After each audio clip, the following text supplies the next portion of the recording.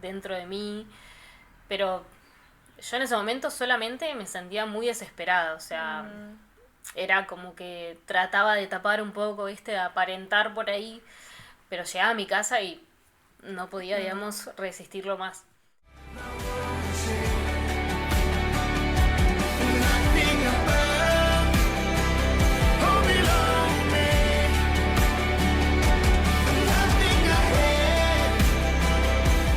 Hola, ¿cómo están? Bienvenidos, bienvenidas a esta nueva entrevista, edición Cuando las piedras caen.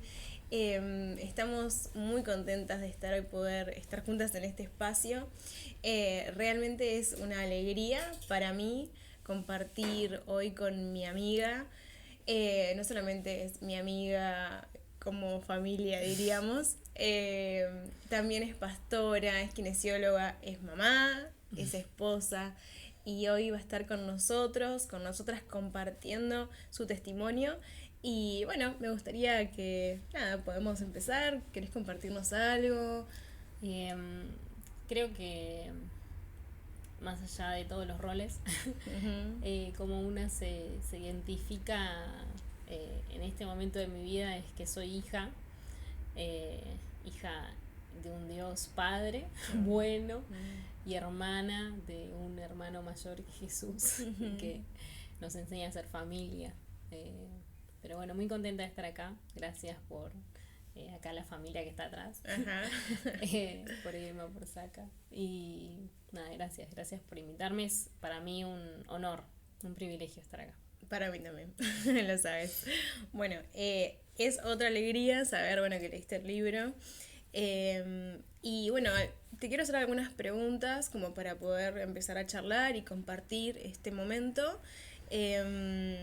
Bueno, la idea es que vos lo desarrolles como te vaya saliendo, pero enfocados, ¿no? En en tu testimonio, en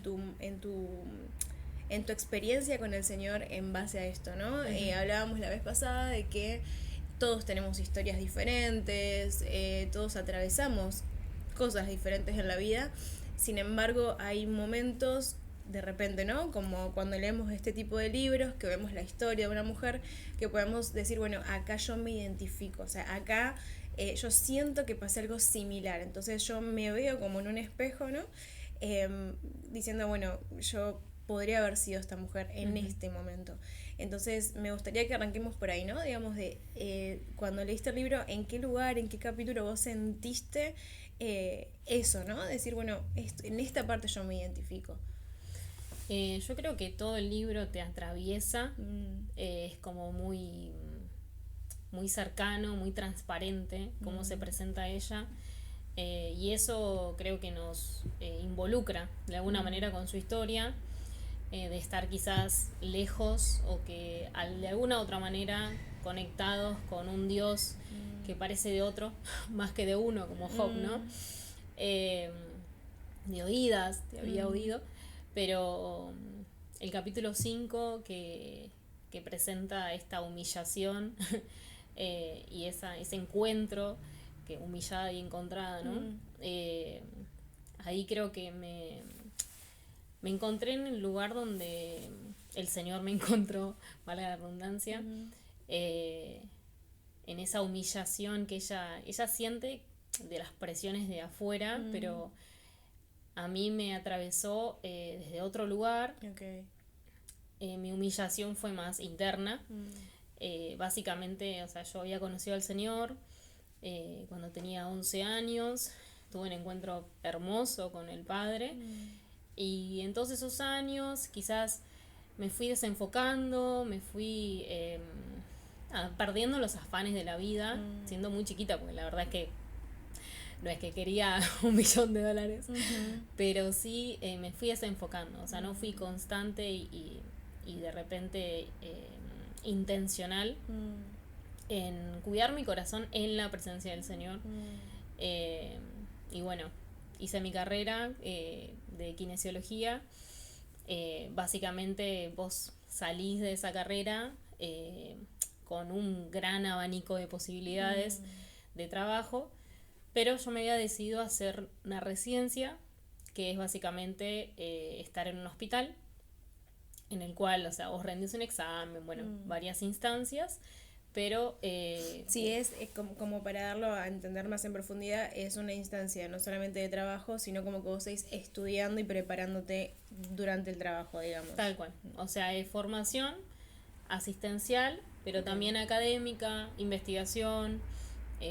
Bueno, y la verdad es que cuando vos salís de una carrera, sobre todo de salud, nada, no es lo mismo lo que dice el libro a lo que es la práctica. Te entiendo. El paciente es Ajá. completamente complejo.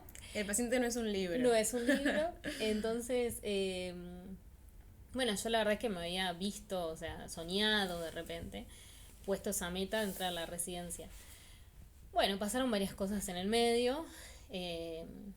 Cuestión que yo entro a la residencia en 2019 y ya algunos, no voy a decir llamados de atención porque no fue de esa manera, fue como ciertas voces, ciertas mensajes que el Señor me estuvo llamando en esos años anteriores, pero no fue hasta el 2020 que obviamente, como todos saben, está la gran palabra, ¿no? Pandemia. La pandemia. Y bueno, yo comienzo el 2020 leyendo un libro, el cual me presentaba, o sea, muchas disciplinas espirituales. Yo estaba en una búsqueda, o sea, yo había leído un libro, me acuerdo, también de la presencia del Señor y cosas que como que me empezaban a despertar un hambre distinto. Pero yo todavía seguí en esa búsqueda. Y bueno, comienza el 2020. En febrero me quemo la cara, un accidente laboral. Todo el mes de febrero estuve en mi casa buscando al Señor, pero, o sea, no es que no era disciplinada, pero sí quizás en la profundidad es cuando yo quizás me quedaba ahí, ¿no? En la superficie, no llegaba a ese nivel de profundidad.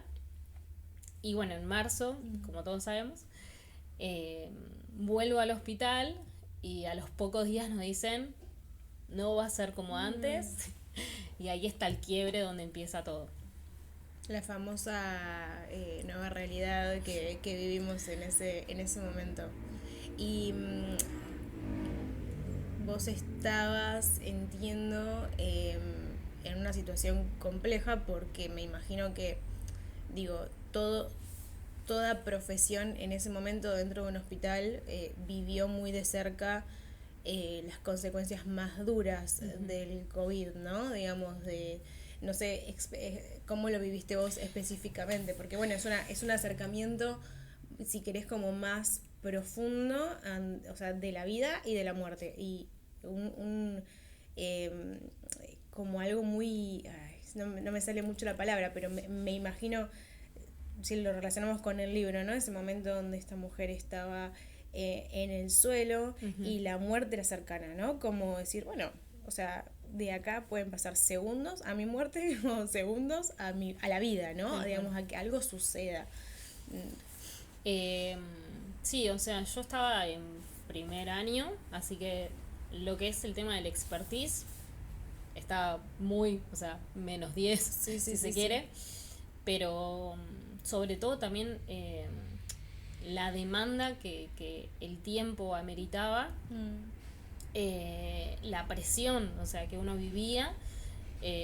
Yo ahí entendí que también a nivel espiritual era una gran batalla, a nivel emocional, a nivel mental, que mucha gente hasta hoy en día, o sea, por lo que entiendo, sigue teniendo consecuencias de todo lo que se vivió.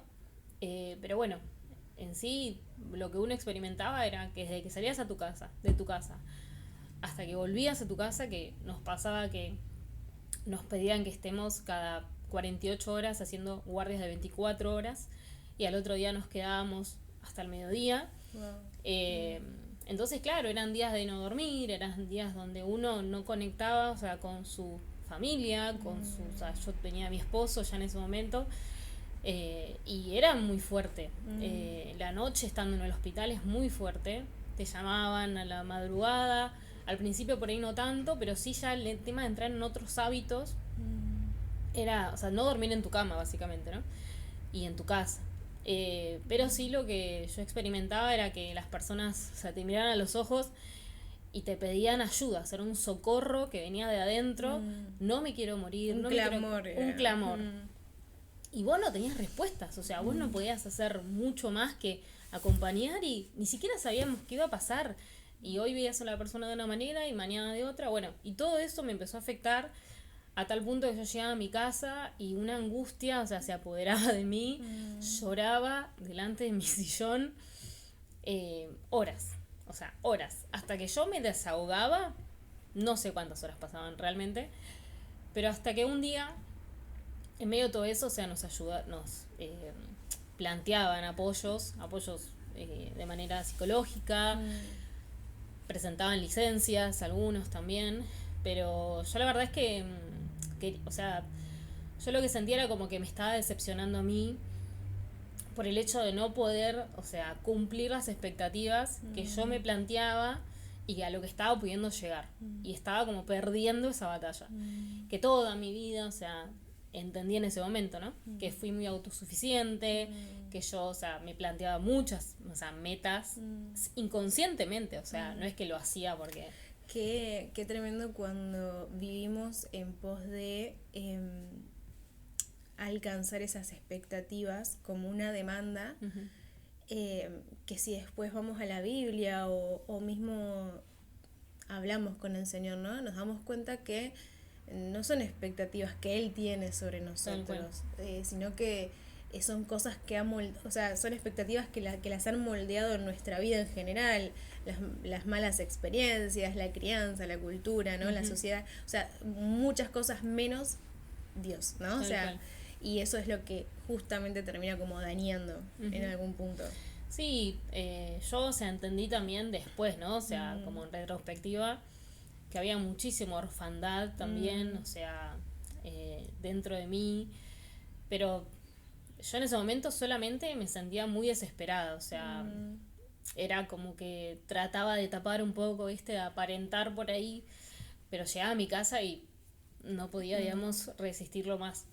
Hasta que un día, o sea, y ahí es cuando está esa humillación, ¿no? O sea, voces de acusación, lo que sentía esta mujer en el piso, me vino esa imagen, ¿no? O sea, que la señalaban así con el dedo y yo misma me lo estaba haciendo a mí misma, o sea, tipo, me lo estaba haciendo a mí.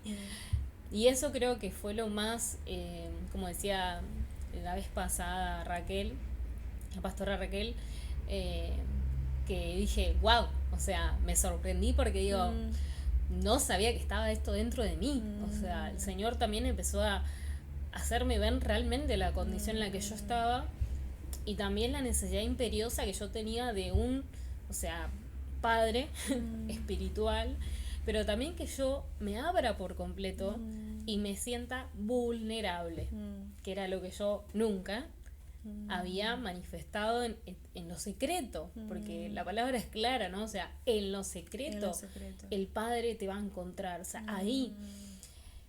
Y en un momento, un día muy para mí clave, escucho una voz que yo, a ver, la había leído la Biblia, o sea, pero sí, bueno, habías tenido un acercamiento había tenido real, acercamiento sí. de oídas, pero hasta que se hizo real esa palabra, que está creo que en Juan 6, que el Señor les pregunta a sus discípulos, ¿no? O sea, ¿a dónde van a ir? Si solamente yo tengo perdón, Pedro le dice a Jesús, contestándole que Jesús le planteaba, o sea, si ustedes quieren irse, váyanse, o sea, les dejaba la puerta abierta. Y Pedro les contesta a Jesús, ¿a dónde vamos a ir? Si solamente vos tenés palabra de vida eterna. Como una elección, o sea, que yo hago en ese momento de desesperación, y esa voz me vino, o sea, como diciéndome, o sea, ¿dónde voy a ir? O sea, ¿dónde voy a correr? O sea, ¿qué en este momento de crisis, ¿no? O sea, era una gran plataforma que el Señor me estaba encontrando. Partiendo, perdón que te interrumpa, amiga, partiendo de ahí me interesaría preguntarte, el otro día hablábamos y decíamos, hablábamos con la pastora Raquel y decíamos, ella tuvo, o sea, esta mujer, ¿no? Estando en esa condición, en el suelo, tuvo que tomar una decisión. Ella podría haber salido corriendo, o sea, digo, la salvación hubiese sucedido, ¿no? Digamos, pero ella en su corazón se determinó intencionalmente a ver la mano de Jesús, ¿no? Digamos, aceptar ese perdón, porque lo que él hizo fue un acto de redención, que bueno, que si obviamente si leemos la Biblia entendemos que ese momento también es un acto profético, ¿no? Digamos, que ella en algún punto representa a la iglesia, o sea, era en algún punto el prototipo de lo que unos días después iba a pasar en la cruz. Pero, digo, ella tomó eso, ¿no? Digamos, tomó la decisión de aceptar ese socorro. Ahora, hay muchas personas que están quizá atravesando este tipo de situaciones en otros contextos, porque incluso personas que atraviesan enfermedades o que cuidan personas con enfermedades, digo, sigue pasando, no es solamente, o sea, lo que pasó en la pandemia en sí mismo. Sí. Pero digo que según vos, ¿no? Digamos lo que vos podrías hoy compartirnos. ¿Por qué a vos te parece que hay muchas personas que en esa situación, o sea, en esa condición, y aún viendo que Jesús, ¿no? Está como de oídas, ¿no? No logran dar ese paso, o sea, no está como esa barrera, ¿no? Es decir, de hecho, esta mujer en algún punto pensó, ¿no? Como, no, o sea, igual me merezco estas piedras, o podría haber dicho, no, o sea, no me defiendas, o podría haber dicho, no, o sea, no digas nada, deja porque esto me tiene que pasar, ¿no? Es lo que merezco.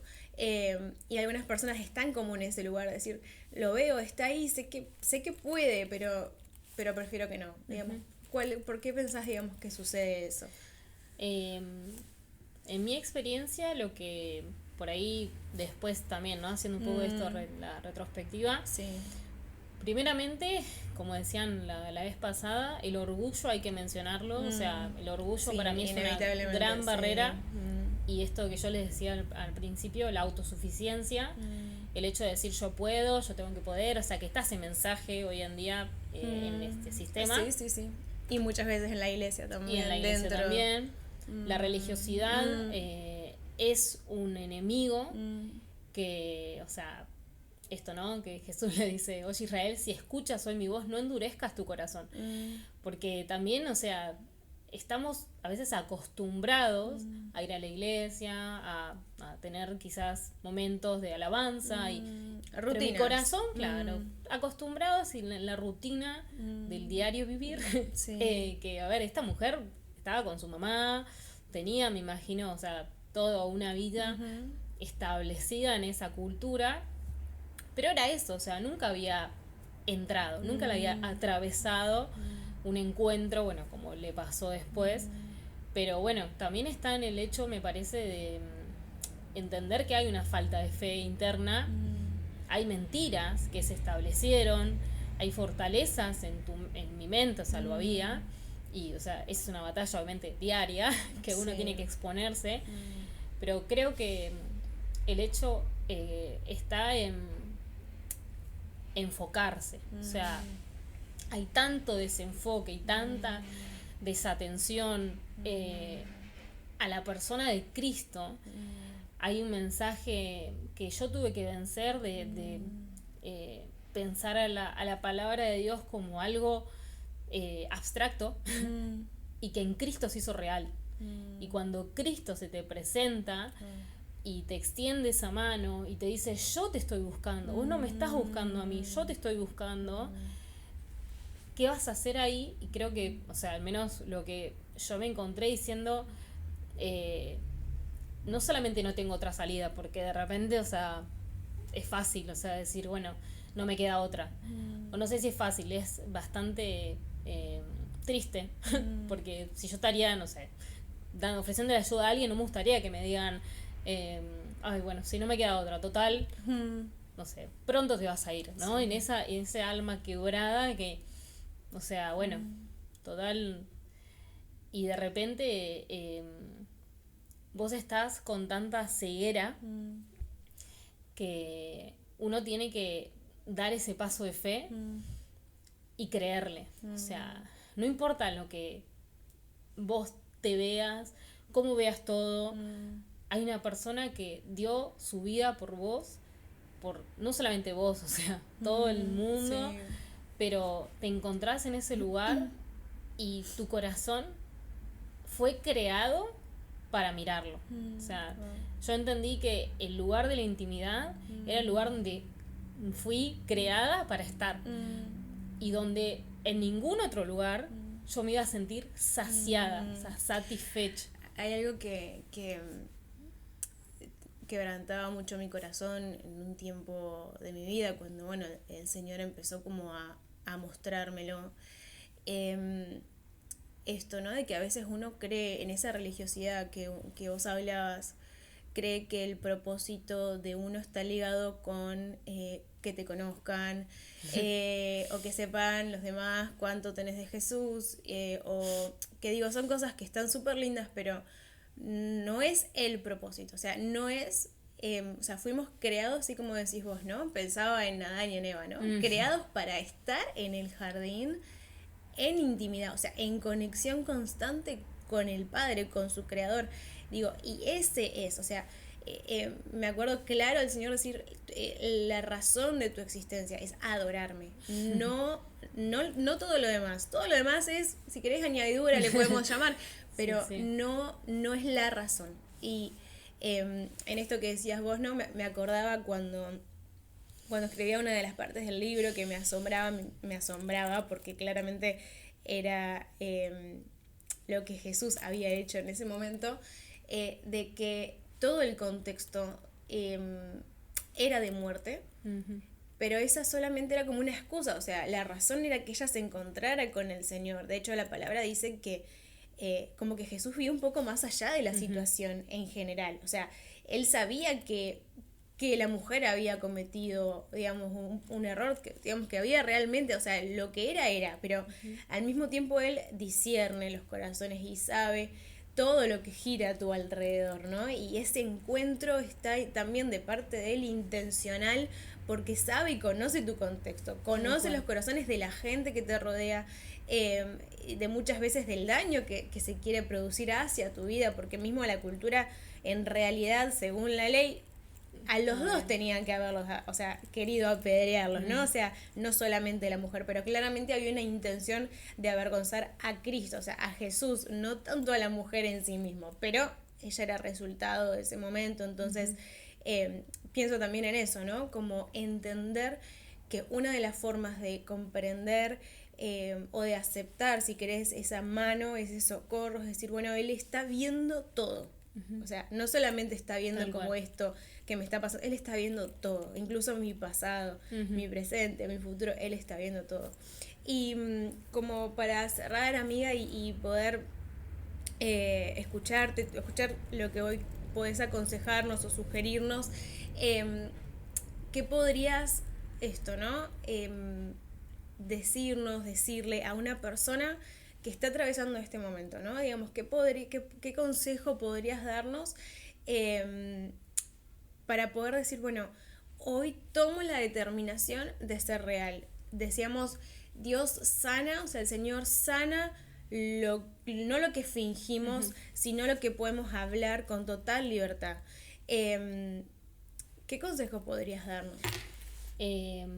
Seguido como esta misma línea, creo que está el punto de mirarlo a él, o sea, mirar su persona, mirar no solo lo que hizo. A mí me atravesó un momento que caigo, digamos, en cuenta que él siempre estuvo, que él siempre está, que él siempre va a estar, que todo se trata de él. Amén. O sea, que no se trata de mí, se trata de él, y se trata de mirarlo, no sacar mis ojos de él, y cuando eso está pasando, tener temor del Señor y empezar a negarme a mí misma de nuevo. O sea, es todo un ciclo, digamos, que empieza también en esa mirar mi condición, o sea, de negarme, de entender que no es negar lo que me pasa o negar mis emociones, sino es presentárselo a él, o sea, es entregarme por completo, o sea, entregarme de manera sincera, sin apariencias, o sea, esto que decías, ¿no? Real.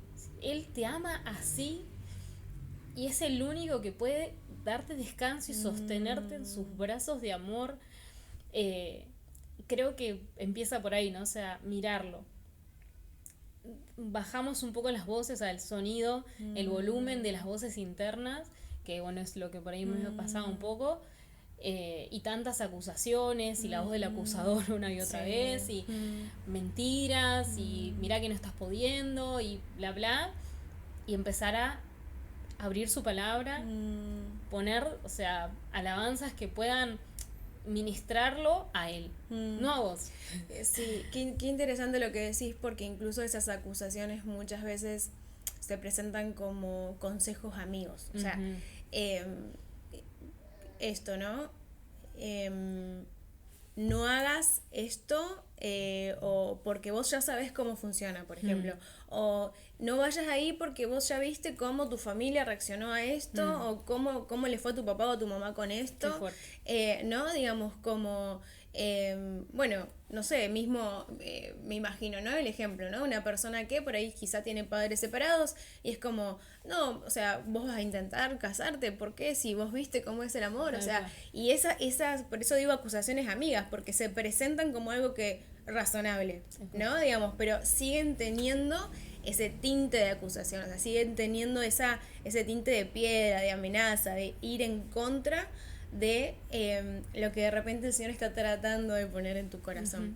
Y amiga, para cerrar hoy me gustaría pedirte que ores por nosotros en esta dirección, ¿no? Para que nosotras, incluso si en algún momento estamos en ese lugar, pero también para los que nos están mirando, a las que nos están mirando, si hoy realmente están como en este lugar, en esta posición, en esta situación, que hoy puedan animarse, ¿no? A decir, bueno, Señor, yo acepto ese socorro, yo acepto que vos estás ahí enfrente mío y que hiciste caer las piedras. O sea, acepto esta realidad, esta nueva realidad, ¿no? De que no soy acusada, no soy juzgada, pero debo tomar esa decisión de aceptar tu perdón, tu amor.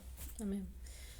Amado Dios, gracias, Padre bueno, gracias porque estás en este lugar, porque nuestras historias, Señor, tienen que ver con vos, tienen que ver con que nos estás buscando a cada uno de nosotros, a cada persona que está mirando este video, en este momento, Señor, en cada, Señor, lugar donde nos encontremos, Señor, no solo físico, sino también espiritual, emocional, Señor. Quizás nos sentimos en el suelo, Señor, como esta mujer. Quizás nos sentimos humillados, Señor, acusados, Señor. Pero ahora, Señor, queremos pedirte, Señor, que una vez más, Señor, abras nuestros ojos, abras nuestros oídos. Nos des esa sensibilidad, esa percepción, Señor, de que vos estás acá y no te vas a ir, Señor. No, Señor, no sos un padre que abandona, sino sos un Padre que se queda hasta que seamos transformados, Señor. Hasta que nos sintamos amados, rescatados, Señor. Gracias, Padre, porque nunca, Señor, nunca podemos decir, Señor, profesar, Señor, que nos sentimos solos, Señor, que nos sentimos huérfanos, porque aún el Hijo nos dijo que vendría ese Consolador, y hoy tenemos al Espíritu Santo, Señor. Por eso, Señor, clamamos ahora, Señor, por un espíritu de revelación y de sabiduría, Señor, para que nuestros ojos se abran, pero también que nuestro corazón se abra, Señor. No nos escandalizamos al ver nuestra condición, sino que corremos a esa cruz, Señor, y abrazamos esa cruz, Señor. Y te damos gracias por lo que has hecho, gracias por rescatarnos, gracias por buscarnos, gracias por todo lo que vas a hacer, Señor. Pero sobre todo, Señor, gracias porque en este momento, Señor, podemos decir que somos libres de toda acusación, Señor. Podemos callar toda la voz del acusador con la sangre del Cordero que tiene poder, Señor. Y, Señor, sometemos, Señor, nuestra carne, nuestra mente, Señor, a la obediencia, a la palabra de Cristo, Señor. Cristo en nosotros es esperanza de gloria. Por eso, Señor, podemos tener esa mirada de esperanza, Señor, en Cristo, Señor. Pero hoy, con el Espíritu Santo, Señor, podemos decir, Señor, que somos uno contigo, Señor, y que estamos a salvo, Señor. Gracias por salvarnos, gracias por encontrarnos una vez más, Señor. Gracias por, Señor, invitarnos a tu mesa, Señor. te decimos acá estamos, nos dejamos encontrar, Señor. Te amamos y bendecimos a cada, Señor, persona que está escuchando, Señor. No se trata de nosotros, Señor, se trata de Cristo, se trata de vos, Señor. Te amamos. Amén y amén, Señor. Amén, amén. Bueno, amiga, gracias por compartir este espacio con nosotros. Gracias a vos que estás mirando. Esperamos bendecirte y nos vemos en la próxima entrevista. Te amo, amiga. Te amo, gracias.